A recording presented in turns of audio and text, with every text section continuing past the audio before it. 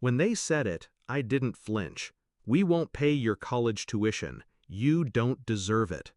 Their words cut through me like glass, but I kept my face still. Beside me, my twin sister smiled, almost smug.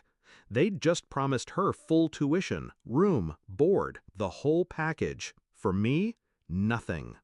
That was the moment I understood. They never saw us as equals. She was the golden child. I was the afterthought.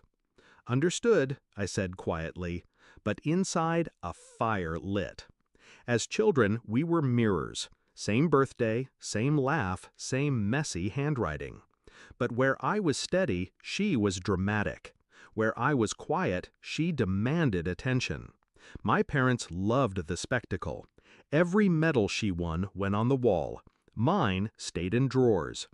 Every achievement of hers was paraded at family dinners, while mine were mentioned in passing. I told myself it didn't matter, that one day effort would outweigh favoritism.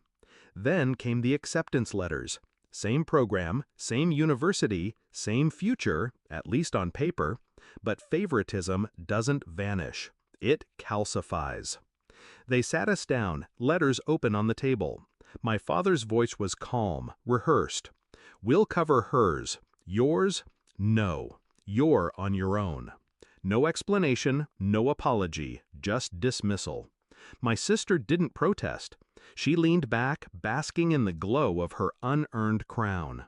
That night, I lay awake staring at the ceiling, not grieving, calculating, because if they thought that was the end of my story, they hadn't been paying attention.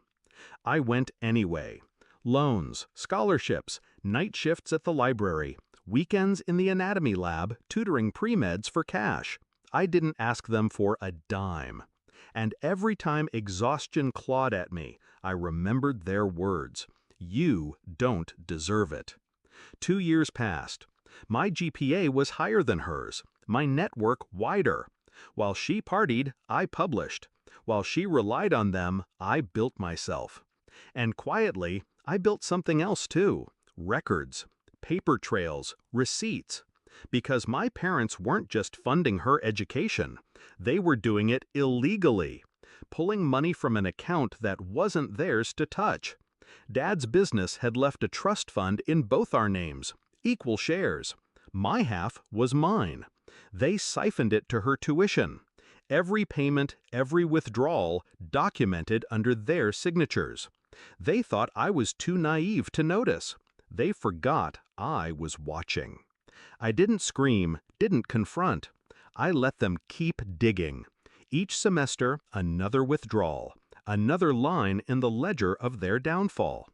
By my second year, the evidence filled a folder. I made copies, stored them off campus. Then, when the timing was perfect, I moved. One crisp October evening, I sent them an envelope. Inside, bank statements, legal excerpts, highlighted penalties, and a letter. "You stole from me. The trust was split evenly. You used my half for her education. The total comes to $84,000. You have 2 weeks to repay it in full. If you don't, I'll file charges. The trust lawyers already have copies. You know what that means: embezzlement, fraud, prison." I didn't sign it. I didn't need to. They knew whose voice was carved into every line. The phone calls started instantly. My mother sobbing, begging me to reconsider. My father furious, spitting words like ungrateful and traitor. My sister silent, her bravado cracked. I didn't answer. 2 weeks later, I walked into the lawyer's office. My parents were already there, pale and trembling, my sister staring at the floor. The lawyer slid papers across the table. Repayment agreement.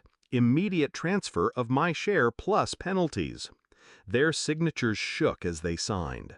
In that moment, I didn't feel pity. I felt justice. The same mouths that once told me I didn't deserve an education were now forced to admit, on paper, that everything they'd stolen was mine. The check cleared the next day. I paid off my loans in full. No more night shifts. No more wondering how I'd afford the next semester. When I walked past my sister on campus weeks later, she looked away. The weight of knowing she'd been educated on my stolen money was carved into her face. My parents don't brag at family dinners anymore. They don't look me in the eye. They can't. And I kept going. Degree in hand, future intact. Not because of them, but in spite of them. The night they told me, "You don't deserve it," they thought they'd ended my story. They were wrong.